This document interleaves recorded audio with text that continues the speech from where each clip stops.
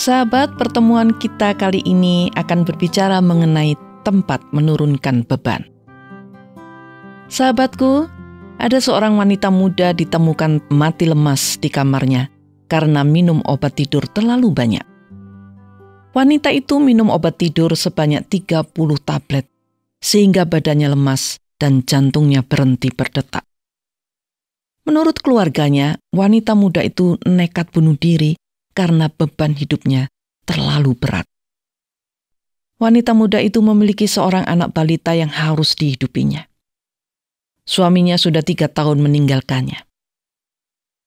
Wanita muda itu belum menemukan pekerjaan yang cocok, sehingga ia masih menganggur.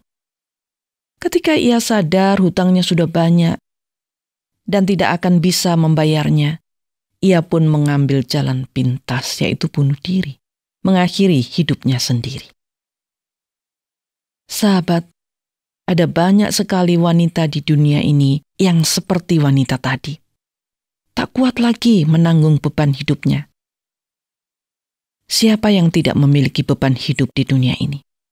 Hampir setiap orang memiliki beban hidup. Banyak orang menanggung beban hidup karena kesulitan ekonomi. Banyak istri merasa beban hidupnya berat karena suaminya sakit parah dan tidak bisa lagi bekerja untuk mencari nafkah. Banyak wanita merasa beban hidupnya terlalu berat karena suaminya tidak setia dan hidup dengan wanita lain. Saat ini harga barang-barang kebutuhan pokok naik dan banyak orang hanya mampu membeli beras saja. Saat ini banyak penyakit yang tidak ada obatnya, sehingga banyak orang terus menanggung sakit yang berkepanjangan. Saat ini banyak terjadi bencana alam yang menghancurkan rumah dan segala harta benda lenyap, sehingga banyak orang kehilangan segalanya yang dimilikinya. Saat ini angka perceraian juga meningkat, sehingga banyak wanita yang menjanda dan harus mencari nafkah sendiri, baik untuk dirinya sendiri maupun untuk anak-anaknya. Semua keadaan ini menambah beban hidup manusia, bukan? Bila kita terus memikul beban dalam hidup ini, maka kita akan berjalan tertatih-tatih. Kita akan lelah dan putus asa. Bila kita putus asa, maka kita bisa saja melakukan hal-hal yang buruk. Ada banyak wanita putus asa dan kemudian memutuskan untuk mengakhiri hidupnya. Ada banyak wanita yang tidak kuat menanggung beban hidup yang berat dan akhirnya stres berat. Banyak wanita yang benar-benar menjadi lumpuh, tidak sanggup melakukan apapun karena hanya memikirkan beban hidupnya.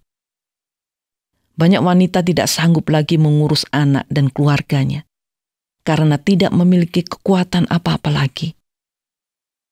Banyak wanita yang memutuskan berhenti bekerja karena tidak sanggup menjalankan tugasnya. Banyak wanita hanya termenung dan melamun saja, memikirkan beban hidupnya.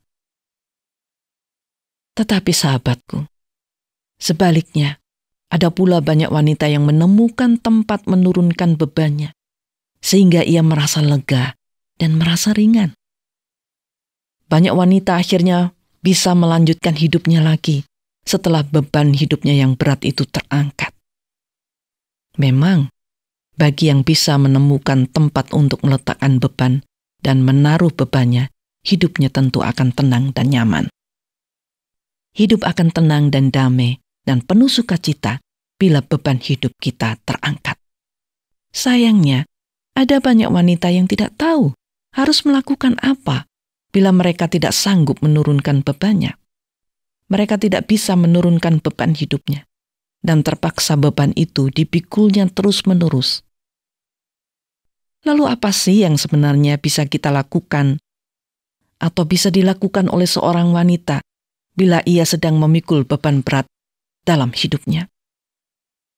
Saya ingin bercerita tentang seorang perempuan yang sakit pendarahan selama 12 tahun. Cerita ini diambil dari Alkitab Perjanjian Baru, dari kitab Injil Markus pasal 5 ayat 25 sampai 34. Perempuan yang sakit pendarahan ini sudah berusaha berobat kemana-mana, tetapi penyakitnya tidak pernah sembuh. Wanita ini sesungguhnya menanggung beban yang amat berat karena penyakitnya itu. Penyakitnya telah membuat ia malu, karena seorang wanita yang menderita penyakit pendarahan dianggap kotor oleh masyarakat di daerah itu pada saat itu. Wanita itu juga sangat lelah karena menderita pendarahan yang terus-menerus. Nah, pada suatu hari, ia mendengar kabar tentang Yesus. Ia mendengar bahwa Yesus telah banyak menyembuhkan orang sakit. Yesus juga bisa mengubah air menjadi anggur. Dan lain-lain perbuatan ajaib yang dilakukan oleh Tuhan Yesus. Suatu ketika Yesus sedang berjalan di kampungnya. Wanita itu diam-diam mengikuti Yesus dari belakang. Ia tidak mengatakan apa-apa kepada Tuhan Yesus, tetapi ia ingin disembuhkan. Lalu wanita itu menyentuh jubah Yesus. Dalam hatinya, ia meyakini dengan menyentuh jubah Yesus, ia akan sembuh. Lalu ia berhasil juga melakukannya, menyentuh jubah Yesus. Dan memang dia sembuh. Hanya dengan begitu, Yesus telah menyembuhkan wanita itu secara ajaib. Wanita itu merasakan pendarahannya berhenti. Yesus hanya mengatakan kepada wanita itu, "Imanmu telah menyelamatkan engkau." Wanita itu telah datang di tempat yang tepat. Wanita itu memiliki keyakinan atau iman yang besar bahwa ia akan sembuh jikalau ia bertemu dengan Tuhan Yesus. Walaupun ia tidak mengatakan apa-apa atau memohon kesembuhan kepada Yesus, ia mendapat kesembuhan dari Yesus. Yesus tahu apa yang diinginkan wanita itu. Yesus tahu wanita itu ingin kesembuhan. Dan wanita itu sangat yakin Yesus sudi dan sanggup menyembuhkannya. Sahabat, itulah pengalaman seorang wanita yang menanggung beban yang berat selama 12 tahun karena penyakitnya. Namun Yesus menyembuhkan dia secara ajaib. Ini bukti Yesus sangat peduli dengan wanita yang sudah menderita selama 12 tahun itu. Wanita itu tidak pernah bertemu dengan Yesus sebelumnya. Tetapi wanita itu yakin Yesus sanggup menyembuhkan penyakitnya. Wanita itu menemukan tempat yang tepat untuk menurunkan beban hidupnya.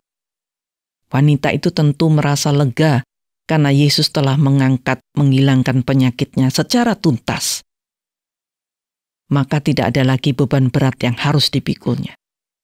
Alangkah senangnya wanita itu, bukan? Lalu bagaimana dengan kita sekarang? Apakah Yesus tahu beban berat yang sedang kita pikul? Apakah Yesus juga sudi mengangkat setiap beban kita seberat apapun beban itu? Apakah kita bisa dan mau menurunkan beban-beban hidup kita yang berat itu di depan Yesus? Apakah Yesus juga peduli dengan penderitaan kita? Sobat, dalam Injil Matius pasal 11 ayat 18, Tuhan Yesus mengundang semua orang. Tuhan Yesus berkata, "Marilah kepadaku, semua yang letih lesu dan berbeban berat, aku akan memberi kelegaan kepadamu." Sekali lagi, saya mengajak, marilah kita mendengarkan perkataan dan undangan Tuhan Yesus untuk kita hari ini.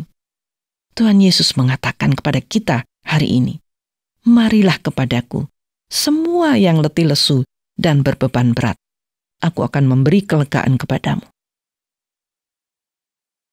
Silakan menyimak lagi panggilan ini dalam kitab Matius pasal 11 ayat 28. Sahabat, Tuhan Yesus tidak pilih kasih. Semua orang yang berbeban berat tentu akan ditolongnya. Tuhan Yesus sudi mengangkat beban berat setiap orang, siapapun dia, dan dalam keadaan seperti apapun dia. Yesus akan menyambut kedatangan kita. Ia akan mengangkat beban hidup kita yang selama ini kita pikul. Marilah, datanglah kepada Yesus dengan keyakinan yang penuh.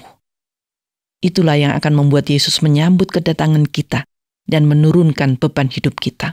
Bahkan, Bila dalam hidup ini kita berulang-ulang memikul beban berat, lalu kita datang kepada Yesus, Ia tetap akan menolong kita. Sahabatku, Yesus tidak pernah mengingkari janjinya kepada kita. Kita bisa membuktikan itu dalam kehidupan kita sehari-hari. Kita akan mengalami pertolongan Yesus bila kita dengan sukacita datang kepadanya. Dan bila kita datang kepadanya, Yesus tidak akan pernah menolak kita. Izinkanlah saya membacakan kembali undangan dan ajakan Yesus untuk kita hari ini. Marilah kepadaku, semua yang letih lesu dan berbeban berat, aku akan memberi kelegaan kepadamu.